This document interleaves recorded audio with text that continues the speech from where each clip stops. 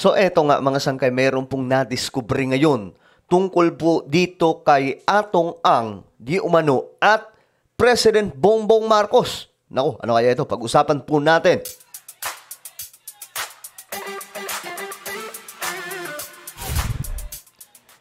Yo guys, what's up? This is me, Sangkay Janjana. I'm back for another vlog today. Kamusta po mga kababayan, mga solid sangkay?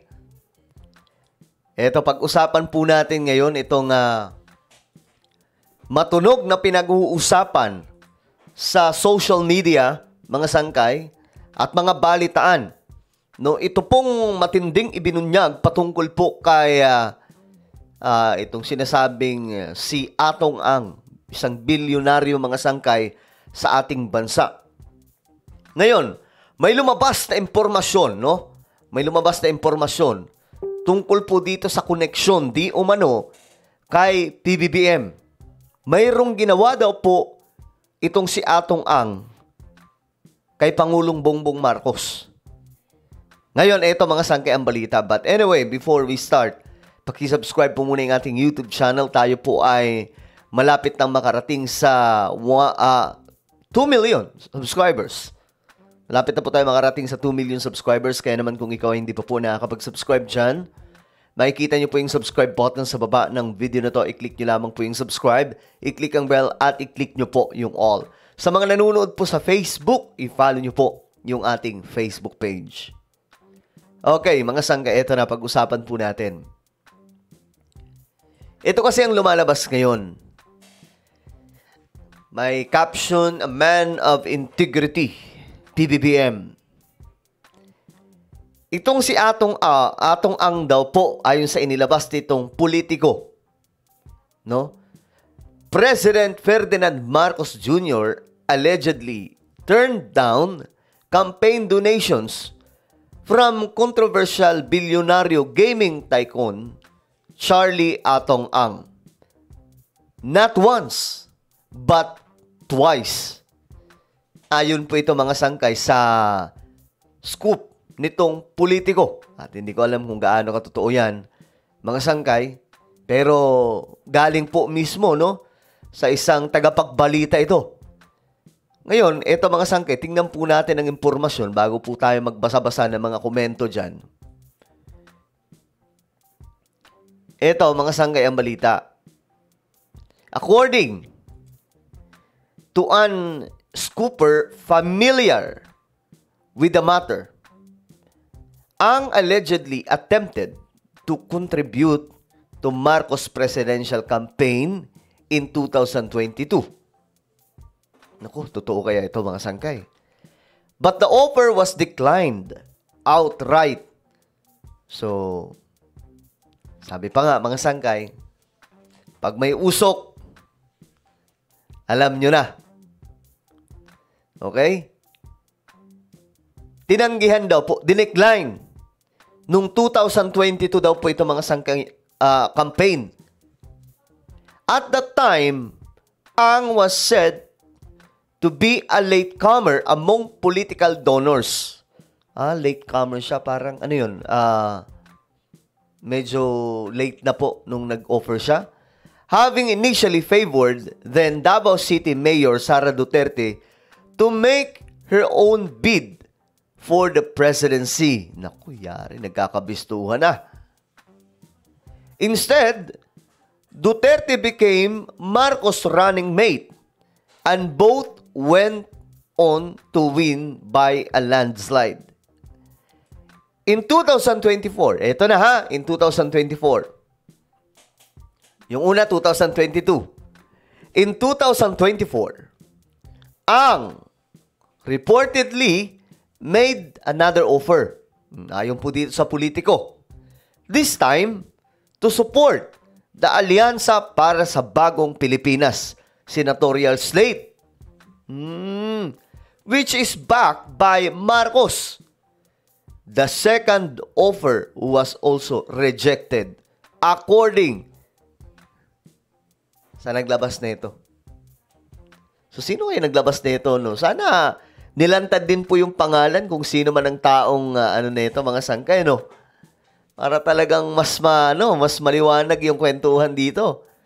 Pero malamang no, galing po ito sa inside information na kumakalat ngayon mga sangkay. Itong chismis di umano na 2 beses dinecline ni PBBM ang offer ni Atong Ang di umano para po suportahan 2 beses, no? Una, campaign ni PBBM. Pangalawa, ito na campaign ng alyansa. Ang is currently at the center of high-profile controversy involving the alleged abduction. Ito pong mga sabongero. Okay. So, ngayon mga sanggay, eto, mayroon nga pong nag-comment dito. The difference. PBBM did not want to be beholden to Atong Ang. Digong legalized the online sabong ang Atong Ang. Yan daw po yung pagkakaiba, mga sangkay. Well, what do you think, guys? Do you agree? No, ang pagkakaiba daw, itong si PBBM mga sangkay, mukhang ayaw po niya na dumating sa punto na para po siya magiging puppet. No, magiging sunod-sunuran. Alam niyo naman mga sangkay. Pero dito natin nakita si PBBM. Ito naman yung nakita ko kay Pangulong Bongbong Marcos. No. Kahit po yung may mga malalaking sponsor sa kanya, hindi siya nagdadalawang isip na tablahin kung kinakailangan. Sa tingin nyo ba, mga sangkay, yung isang, nung 2022, di ba, may ka-line up si PBBM na senator, di ba, na high profile yun. Mayaman yung pamilya. Kayo na bahala, mag-isip kung sino yon. Sa tingin nyo ba, walang ibinigay yon mga sangkay? Tingin ko, imposibleng wala. Bilyonaryo yun eh. Pero anong nangyari? Pinaimbestigahan ngayon. Kahit yung mga sangkay, ito may pa nga eh. May best friend pa nga po si PBBM na nanganganib mga sangkay. Diba? Kasi, ang nakita ko dito kay Pangulong Bongbong Marcos, wala po siyang pake kung nag-donate ka ng malaki, kaibigan ka na malapit, as long as mayroon kang ginawang kalokohan, yari ka. Kita nyo ngayon mga sangkay, mga Villar, diba? Dikit na pamilya yan. Dikit na pamilya yan. Magkaibigan. Pero dahil sa prime water, bago mag-eleksyon, naungkat mga sangkay na mayroon pong, ayun na nga, di umano'y kababalaghan na nangyayari. Pinaimbestigahan. Diba, mga sangkay? Meron pa eh. May mga iba nga dyan nagreklamo eh. Kasi iniisip nila, tumulong naman kami ng politika ni BBM. Pero ngayon, ba't parang may amnesia na siya? Si BBM kasi, tumulong ka kung tumulong ka, kung tutulong ka. Pero kung hindi, hindi. Ganun lang naman yun. Pero, once na may mali ka, yayariin ka talaga. Kita nyo si PRRD. Kaibigan, di ba?